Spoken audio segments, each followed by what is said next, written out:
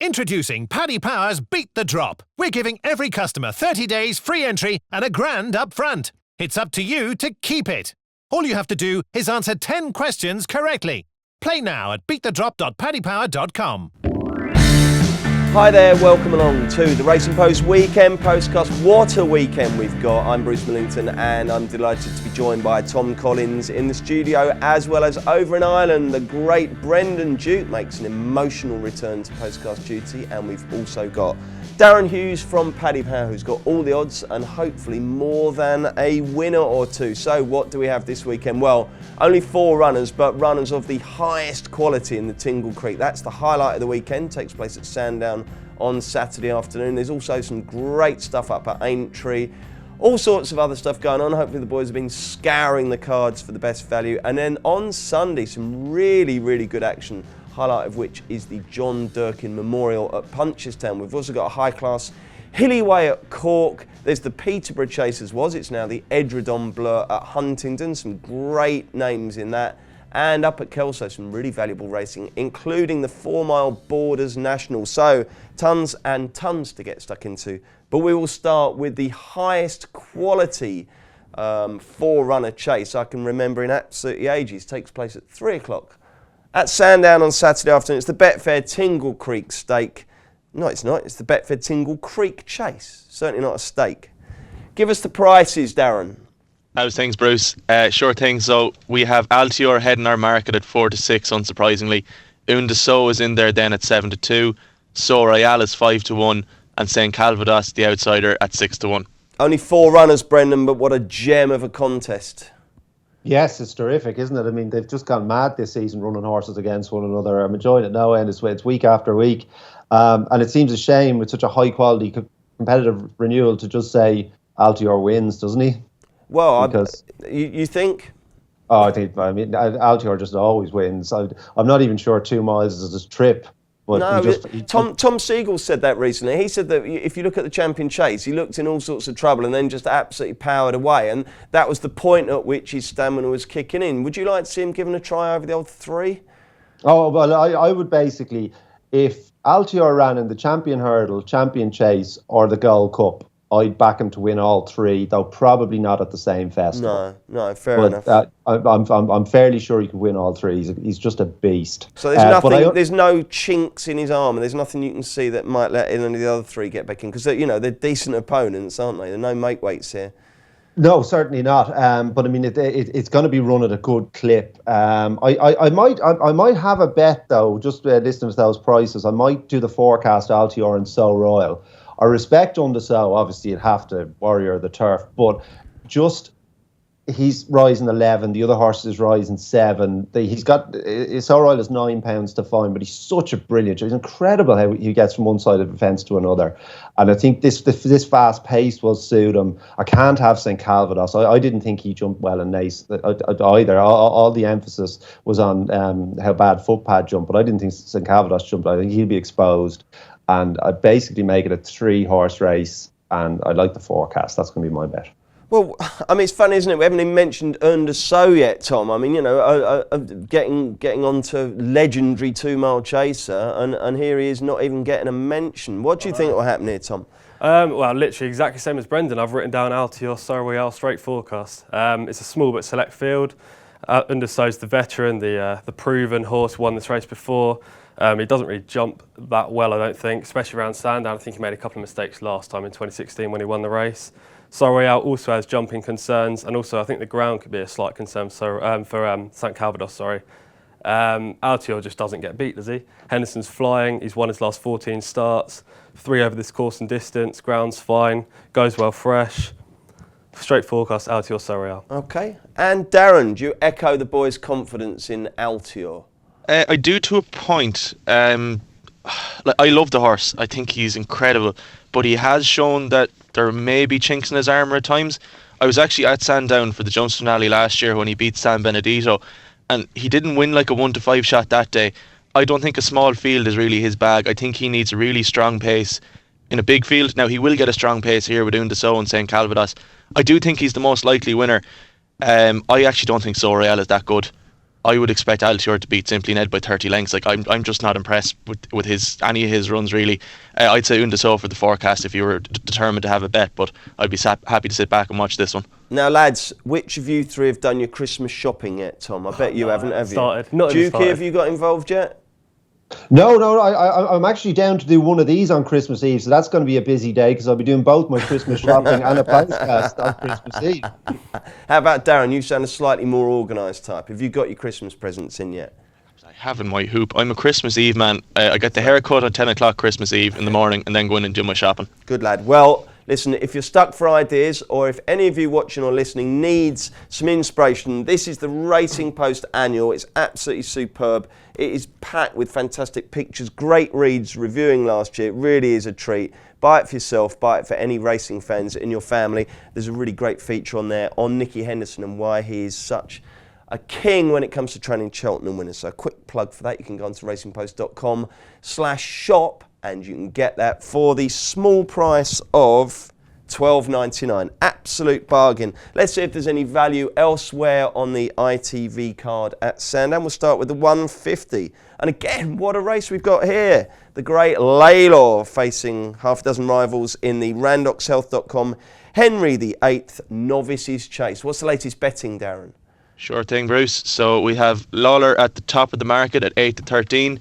Diacali is second fav at 6 to 1. Joint with Dynamite Dollar is also 6 to 1. Highway 101 is 9s. Pingshoe is 10s. And Ornua for Henry de Bromhead is 16s. Right, first of all, how do we pronounce the favourite? Tom? Layla, I think. Brendan?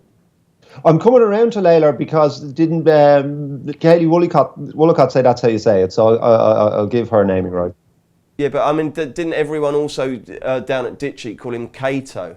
And we all got admonished for that, didn't we? Well, I used to call him Lawler, but I'll have a go at Layla. Okay, I'm going Layla as well. Will he win? That's the big question. Brendan, what do you think? Oh, yeah, I hope and think he will. I know you're my big comeback here, and I'm just going to be tipping favourites all day. Don't worry about that, mate. If they all win, we'll love you even more.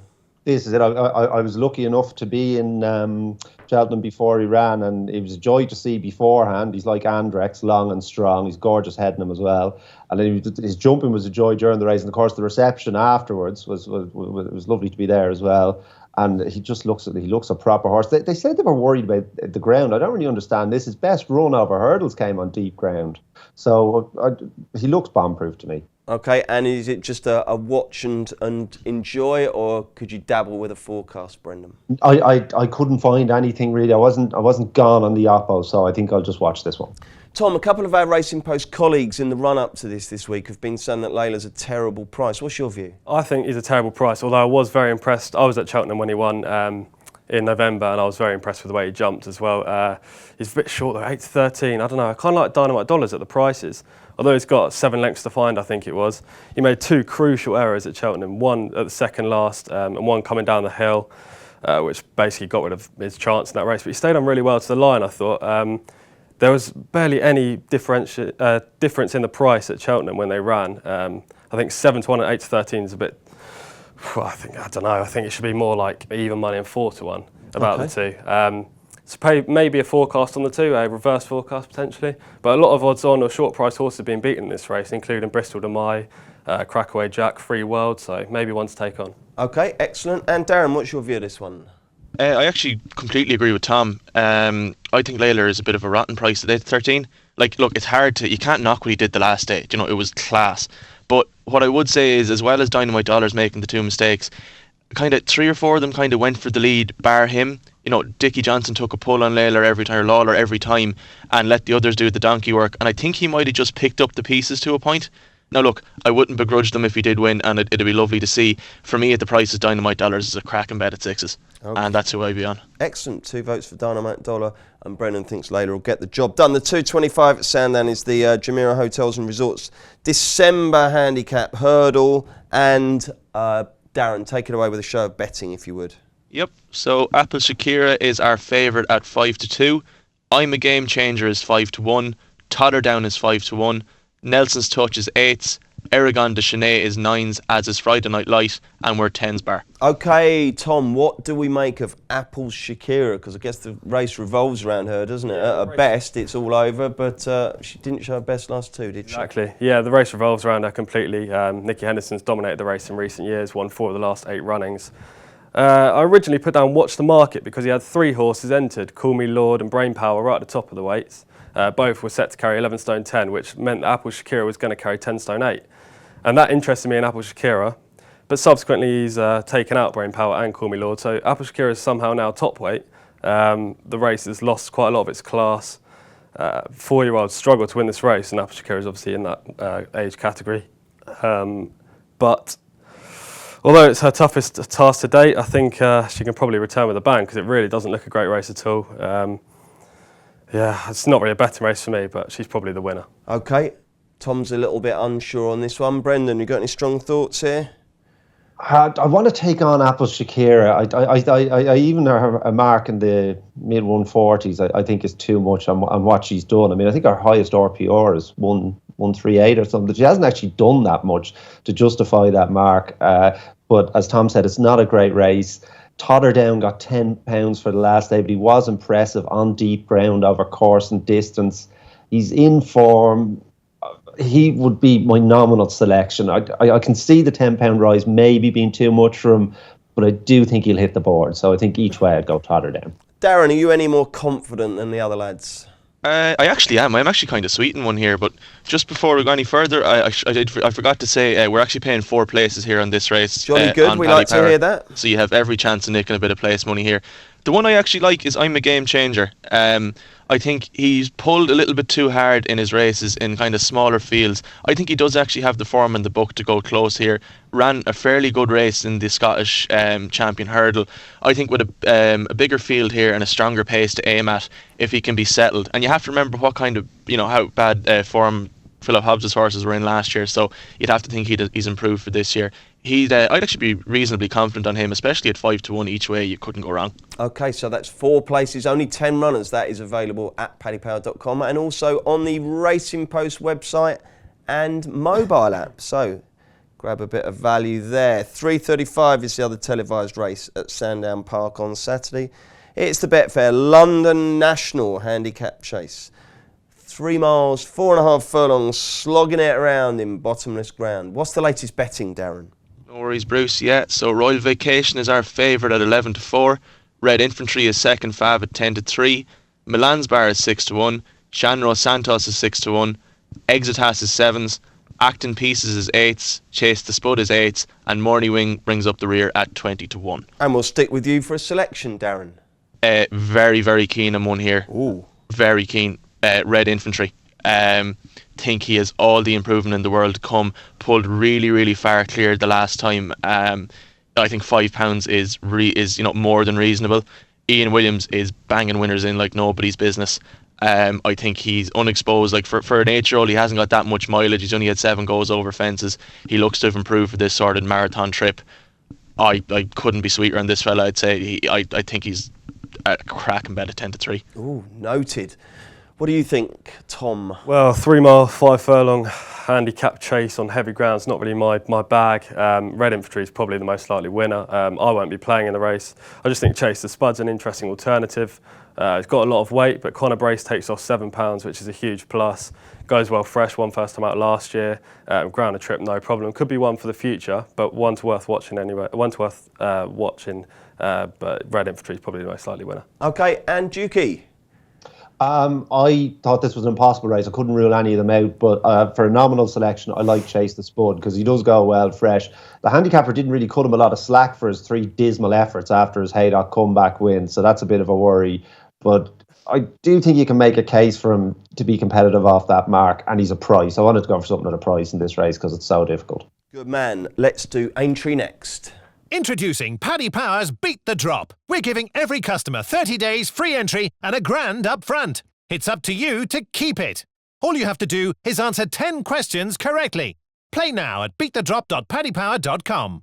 Welcome back. We've got 4 crackers on ITV from Aintree, starting with some really familiar names, some much-loved horses hurtling around the national course It's the Randox Health Becher Handicap Chase at 1:30. Darren, what's the latest from Paddy Power on this one?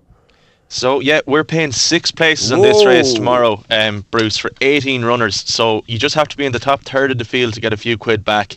Paddy's gone a little bit mad this weekend, I think. Somebody will have to have a word. I'll back the 7th. Yeah, most likely, yeah. You wouldn't be on your own. So we have Black Lion as our favourite here at 4-1. Ballyoptic then is 9-2. Don Poley is 13-2. Present Man and Ultra Gold are both 8-1. Verleon Rouge is 9s, and we are 10s bar. God, some old favourites here, Brendan. Who's going to cross the line in front?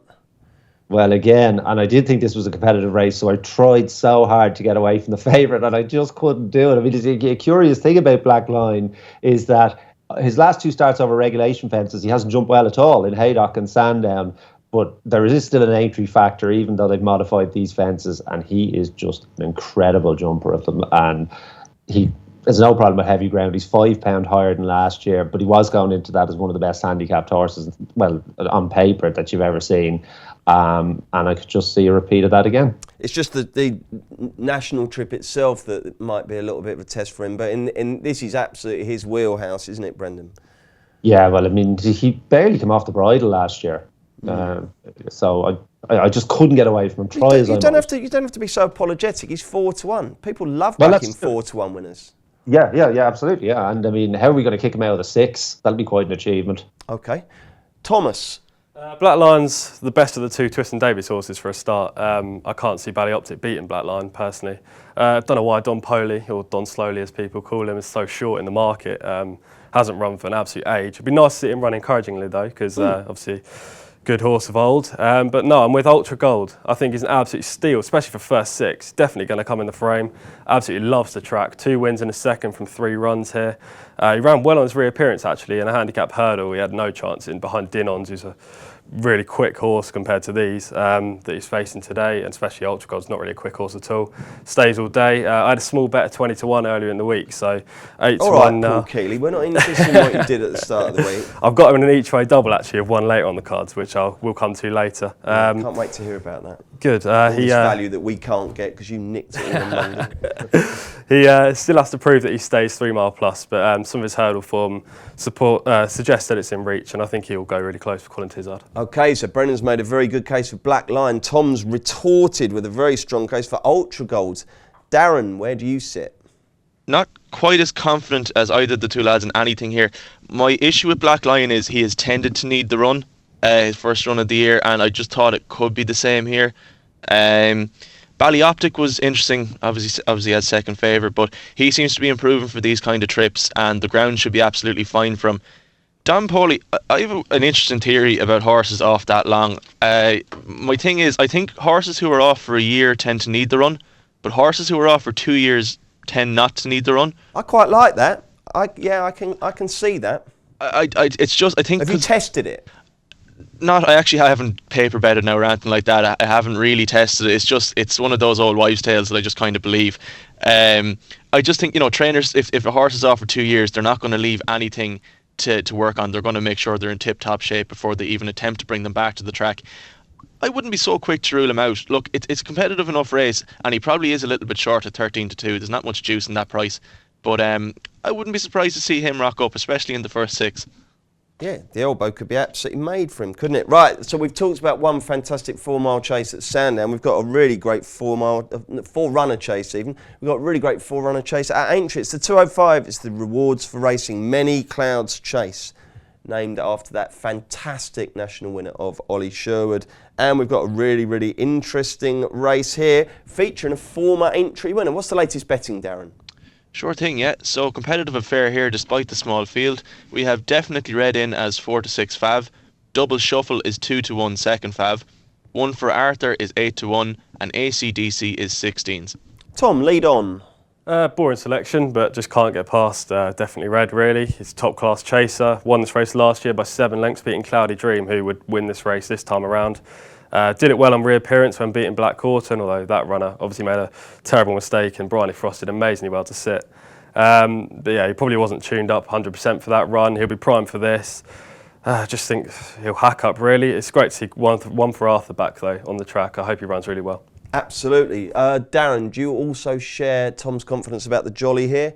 Boringly enough, I do, yeah. I think Double Shuffle's best ever run behind Might Bite is an absolute anomaly. I don't think he's going to like the ground here. I think he's a horrific price at 2-1. Backing up my 2-year theory, One for Arthur might be half interesting. He's been off for about 18 months, we'll say, but I can't see past Definitely Red here. I think this is his to lose. And Brendan? Yes, annoyingly, I had one picked out for this until it wasn't declared this morning, because I have a feeling that Definitely Red, I'm not sure if he could justify his mark, and he's to give away a penalty here. But Double Shuffle, as Darren said, that King George run is such an outlier. His mark is ridiculous. So he shouldn't have any problem giving the way to him. Then AC/DC isn't good enough. And One for Arthur, I mean, are they really going to want to win with him before Aintree? Obviously, they'll want to come back and have a nice run. And he has a decent record fresh, in fairness. But you kind of don't want to be beaten Definitely Red with a view to... That doesn't do the old mark much good, does it? No. So I'd say he probably won't be 100%. So there's a 4-runner race that 3 of them can't win. So I think I've found the winner. Okay. It could be a Brendan Duke favourites multiple taking shape. Well, it's looking like that, isn't it? Yeah. 240 Aintree, the Racing UK Fillies Juvenile Handicap. Racing UK to become Racing TV, obviously, in the new year when the Irish action switches there. But never mind that. Let's get stuck into this one. Alan King's got the favourite. Darren, what's the latest? Dead right, Bruce, yeah. So given glances for Alan King and Wayne Hutchinson is 5-4 Fav. Smiling Eliza then for Gordon Elliott is 10-3. Chica Buena is 11-2. Lady Camelot is 10s. Travel Lightly is 10s. And we are 12s bar. Brendan, what do you think will happen here? Well, I hope that all 8 show up, because I think Chica Buena is an all-in each way bet if she runs. I mean, you've got 8 runners. I'm not sure about the favourite on really deep ground. She has some form on soft ground on the flat. She was generally kept away from it, but you could just about make a case for it. I mean, this could be heavy tomorrow because they're expecting more rain today and a bit more tomorrow. So I'm not sure she's got it. Smiling Eliza basically doesn't run on anything but good ground. So this is going to be a real culture shock for her. The Chica Buena, she's limited, but what she has is very good hurdling technique, a really good attitude, and she handles really heavy ground. She won in Ballinrobe on heavy ground, and she'll have the run of the race as well. She'll jump out in front, and I cannot conceive of 3 horses going past her if there's 8 runners. I think she's an all-in each way bet. If one does come out, which I'm worried about, I will back her win only though. Marvellous. Chica Buena, is that good girl in Spanish? Do you study Spanish? No, my Spanish is poor. It is. All right. Darren knows. Right, Darren, do you agree with Brendan? I think this is an absolutely crap race, to be honest with you. It's really the worst race of the weekend. There's none of these that are up to much good. I had the Fav down as a token selection, but given Brendan's enthusiasm there, I'm more than happy to follow him in. I didn't have a strong opinion on this. Do you have a strong opinion, Tom? Not a strong opinion, but I think, as Brendan and Darren has said, Chica Buena's the form standout and probably the value bet. Beat Golden Jeffrey last time, who's a good yardstick. Plenty of decent form in the book. Alan King said about giving glances that when she won at Hereford last time out, that this was just the tip of the iceberg and she hasn't actually been schooling that much, done much work at home. So potentially she could improve a lot for that run. She was the best on the flat rated 85, so there's no surprise that she's 5-4 favourite, but Chica Buena's probably the value at the prices. OK, and wrapping up the Aintree action on TV is the 3:15. It's the Aintree Grand Sefton Handicap Chase. Another cracking race. Darren, give us the prices and then your idea of the winner. Sure thing, yeah. So we have Creve Hill in as 9-2 Fav. Shanahan's Turn is 5s. Warrior's Tale is 11-2. Kilcray Vale is 8s, Brandon Hill is 9s, and we are 11s bar. Extremely competitive affair here, as you can see by the betting. There's only, they're only going up in half-point ticks there. The one I had a half an interest in is Kilcray Vale for Nicky Henderson. I know he always kind of thought fairly highly of him, and a mark of 138 or 135, whichever it is he has, that is not what he foresaw for him at the start of his career. I think he might have lost his way a little bit, and maybe fences haven't been too kind to him, but if he was to re-find his form after a break, he has gone well fresh in the past. I thought 135 had him chucked in, but not a massively strong opinion here. Righty-ho. Tom, what's your idea of the winner? Another horse rated 135, Shanahan's Turn, and this is the horse that I've got on the each way double with Ultra Gold in the Becher earlier on. I just think he's an absolute good thing, to be honest. He was an exceptionally smart novice chaser with Henry de Bromhead a few years ago. Won a Grade 2 in 2014, was rated 153 at his peak, so he's come down a long way in the handicap. He took a bit of time to come to himself when moving to Tizard, but seems to be firing on all cylinders lately. Ran really well when second to Ultra Gold in the Topham last year, so has some course form.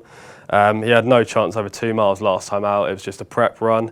Scudamore's booked, and obviously he won the Ladbrokes Trophy for Tizard and Alan Potts Limited on site in Tennessee. He'll be fit, primed for this. Good bet, winner.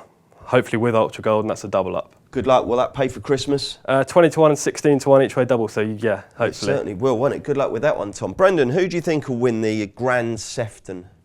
I will have a small bet on Catamaran du Seuil. Brian Hughes is my go-to guy over these national fences. I mean, he's a good jockey over any obstacles, but I think he's the heir apparent to Paul Carberry over these fences. He just rides them so well. The Catamaran went up £9 for his comeback win, but I think he beat a half-decent horse that day, and he beat him handy. His win before that was also in Wetherby. That form has worked out. Heavy ground is no issue to him. He's only 6, trained by the good doctor. We like that. I thought the Catamaran, I thought he'd go close. I've missed so many things about you being on the Postcast, Brendan, but your beautiful, exquisite pronunciation of French-named racehorses is right up there. OK, lads, let's find out what you fancy elsewhere. We've got, obviously, the rest of the Sandown and Aintree cards. We've got Navan, Wetherby, Chepstow and Wolverhampton. So without giving your naps away, any other horses we should back? Tom? One horse we should back and one we should watch, because Okay. I think the one we should watch is going to be a bit short, but Eldorado Allen in the first Aintree, the 11.55, could be a really, really good horse in the future. He's an excellent prospect. He won really impressively on stable debut, beating a good horse trained by Oliver Sherwood called Severano. Could be anything, so one to watch. And one to back, who I'll be putting up in the punt, is Steely Edition in the 1.55 at Chepstow for Philip Hobbs. Loves testing ground, and it's sure to be testing there. He's the best horse in the race and ran well last time behind Kilbrick and Storm, who's obviously a really good horse for Colin Tizard. So Steely Edition, 1.55 at Chepstow. And Tom, if anyone listening is unaware of what the punt is, give them a quick taste of it and where they can get it. The punt is a daily tipping piece that's found on the app and the website from 8:30 a.m. and it's got my tips for the day, basically. And you've been in good form, haven't you? Yeah, good form, in profit this year, in profit for the month, and in profit since it was launched in July last year. OK, Brendan, what else have you got for us on Saturday? Just one, I'm afraid, Bruce. The 210 in Navan, Chris's Dream, makes his debut over fence. A smart hurdler, wasn't able to cope in the Albert Bartlett, but no shame in that. Has a really good profile for chasing. He's a former point winner, and he's trained by Henry de Bromhead and the HDB with his loose schooling. His horses generally jump very well. I put it to a friend of mine that we might get 7-4, and he thinks I'm being very optimistic. But I'm hoping that there is some credible oppo in this race, but I think he'll be out in front and make up. Christ. This section of the show, normally when you've got David Jennings and Yeah, Frank Hickey I on, know. takes about half an hour. We're whizzing through it. Darren, who have you got for us? I have 3. Go on, and then. one of them is absolutely filthy. Go on! Can't wait for it. I'll give you the first 2 first of all. Decent novice chase tomorrow in Navan at 25 to 2. It's a grade 3 novice chase. And us and them for Joseph. I'd say, looking at the race here, he's going to be fav, but I know Joseph is very sweet on him. He's schooled really, really well over the summer. And coming into the autumn time, he's been looking forward to getting a bit of soft ground or softer ground, I should say. And I think he'll go very, very well for all he could be very short. The 6:45 in Wolves tomorrow night, the 6:45. There's an interesting conditions race. It's a fast track qualifier, and I would not rule out K Club. Bit to find on ratings, but she's getting an allowance here. I think this race could end up burning up in front. There's a couple of very strong pacemakers in here, and she could pick up the pieces. And my last one then, here we go, the 1:05 in Navan. It is an 80 to 100 rated 109 rated handicap hurdle. Tracy's Enniscorthy. Paul Townend booked for handicap debut. Step up and trip should suit. I think this could be a very sneaky one. I won't say too much more, but it could be worth a few quid each way tomorrow. You won't say too much more. We don't need to know, do we? As long as it wins. We don't need to know why. But you're advocating a bet on this, are you? I am indeed, yeah. Excellent. Is there still a dog track at Enniscorthy, lads? There's a dog track, all right, but I don't know how many people go to it now. I haven't been myself. I don't know. My geography of Ireland is made up of racecourses and dog tracks. And it's funny, when you drive through rural Ireland, you go through these little villages and you remember dogs that have been named after these places. Very interesting. Beautiful names over there. Let's get the naps. This will not be beaten. Brendan Duke. Chica Buena, 240 Aintree. Tom Collins. Shanahan's Turn, 315 Aintree. And Darren Hughes. I was stuck between I'm a Game Changer and Red Infantry, but I'm going to go with Red Infantry for my nap. I can't see him beaten. Lovely stuff. Thank you, chaps. Let's do Sunday next. Introducing Paddy Power's Beat the Drop. We're giving every customer 30 days free entry and £1,000 up front. It's up to you to keep it. All you have to do is answer 10 questions correctly. Play now at beatthedrop.paddypower.com. Hi, it's Bruce Millington, Tom Collins, Brendan Duke and Paddy Powers. Darren Hughes on the Racing Post Weekend Postcast, looking ahead to a really, really fascinating Sunday. 4 meetings in Britain and Ireland. Each of them features an enthralling race. We'll start with the best of them all. 2 o'clock, Punchestown Sunday. It's the John Durkin Memorial Punchestown Chase. And Darren, what's the latest betting from Paddy Power? So a small field here, Bruce, but I'd still say very competitive. Min is our favourite at 5-4. Shattered Love is 9-4. Balco de Flo is 11-4.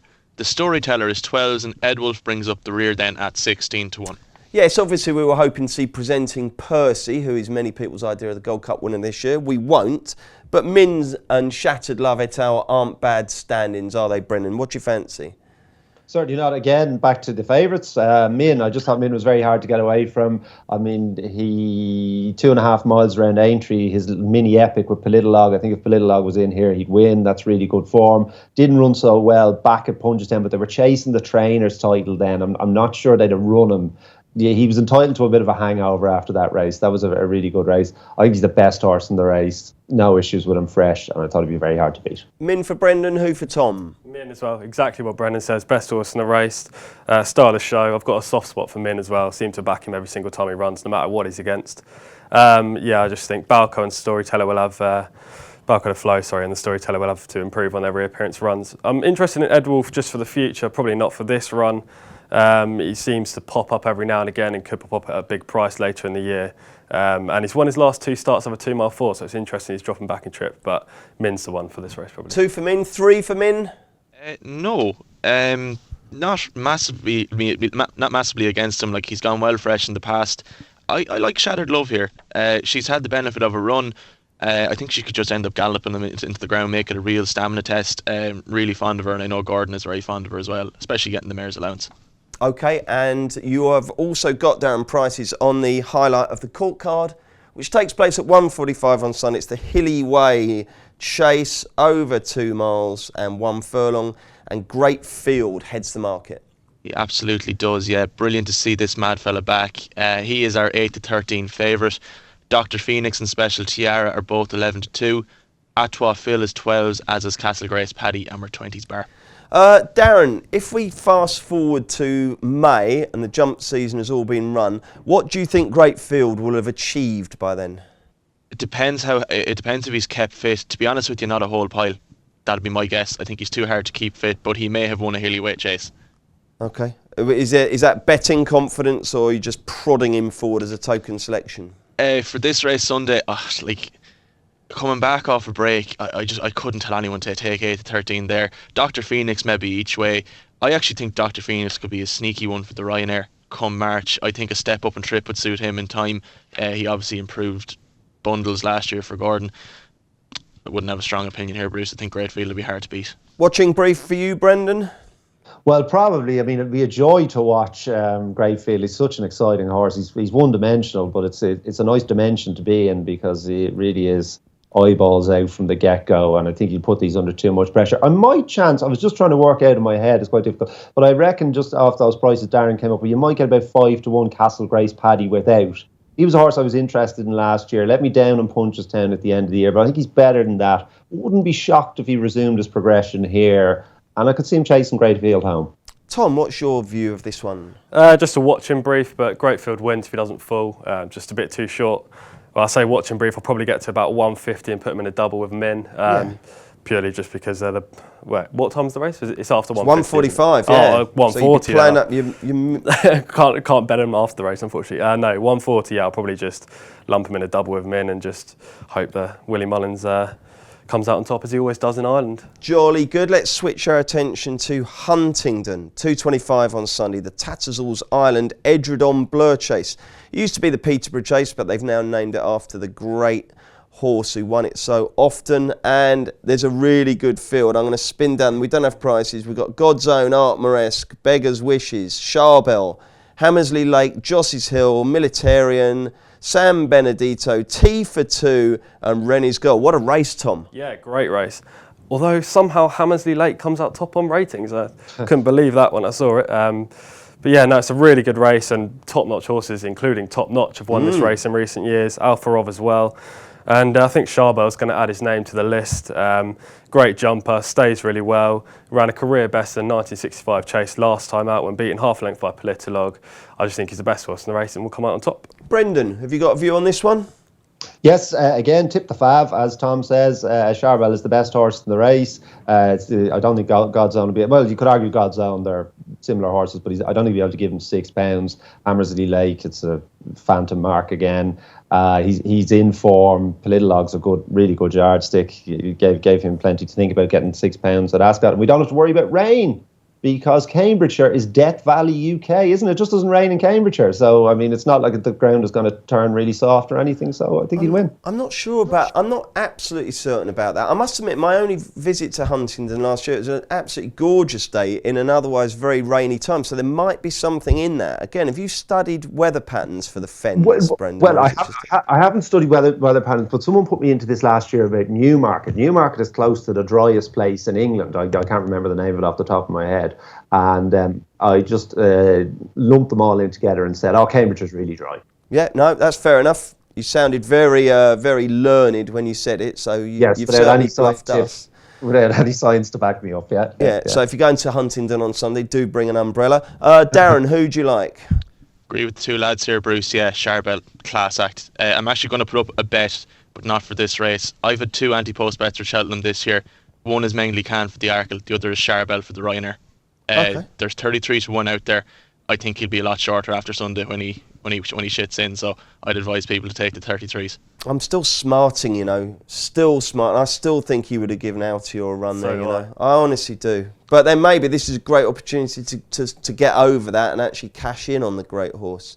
Let's look in the meantime at Kelso. They've got some really, really good prize money, some really good racing, and well done, Kelso. This is just the sort of thing that we need to do in this country. In Ireland, obviously, they have fantastic racing on Sunday.